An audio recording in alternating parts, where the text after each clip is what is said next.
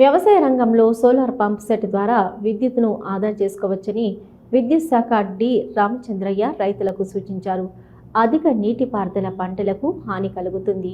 Smart control ప్యానెల్ను అమర్చుకోవడం వల్ల mobile app ద్వారా పంపులను ఎక్కడి నుంచైనా ఆన్ లేదా ఆఫ్ చేసుకోవచ్చని కిసాన్ మేళాలో రైతులకు వాటిపై పూర్తి అవగాహన చేయించామని అన్నారు. జనరల్గా మన రైతులు వాడేటివి కంపెనీ మేడ్ ఒకటి ఉంటుంది, లోకల్ మేడ్ అనే ఒకటి ఉంటుంది. సిఆర్ఐ పంపులు ఎప్పుడైనా కంపెనీ ఐఎస్ఐ మార్క్ ఉన్నాయంటే స్టాండర్డ్ కంపెనీవి, నీళ్ళు బాగా వస్తుంది, తక్కువ పవర్ తీసుకుంటుంది. ఈ లోకల్ మేడ్ అనేది నీళ్ళు తక్కువ వస్తుంది, కరెంట్ ఎక్కువ తీసుకుంటుంది. అయితే అందరూ రైతులకు సూచన ఏంటంటే ఐఎస్ఐ మార్క్ ఉన్న మోటార్లనే వాడాలా.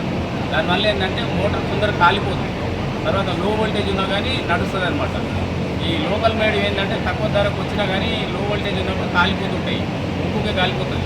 కాబట్టి రైతులందరికీ సూచన ఏంటంటే ఐఎస్ఐ మార్కున్న మోటార్లని వాడాలి.